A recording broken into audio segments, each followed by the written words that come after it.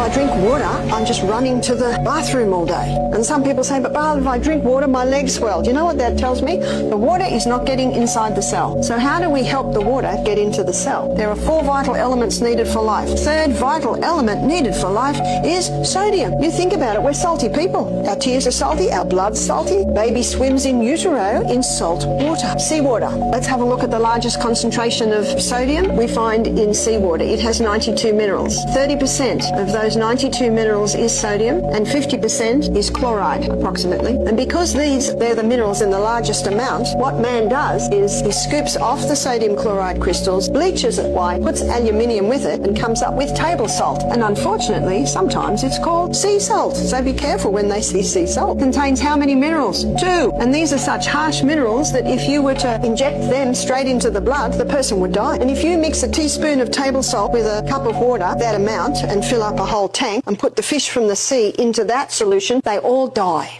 So it's actually a dangerous salt. It's actually a poison. And when it goes into the body thinks it's getting all of those minerals, but it's not. It's just getting 2. And it causes an imbalance in and out of the cell. But the salt that we use is Celtic. And the Celtic salt, and it's called the Celtic salt because it's hand harvested by the traditional Celtic method. It's in Brittany, in France, 4.5 million acres of these beautiful salt flats. It's a bit more money than others because you're looking at a traditional hand harvested sea salt. So the Celtic salt, it contains 82 minerals. How come not 92? Some are in such pico proportions, barely measurable, that it's inevitable that a few are lost. And one of the values of the Celtic salt is that it contains 3 magnesiums. And that's why it's so moist, because magnesium is a water-hungry molecule. And that's why the true Celtic salt will always be wet. Because of the property of magnesium, that it's a water-hungry molecule, when you put that Celtic salt in your mouth and you crunch it and you release those minerals, the mucous membranes in your mouth absorb the minerals and it's taken to the cell. Then you have your water. The magnesium pulls the water inside the cell. It's the quickest way to hydrate a body.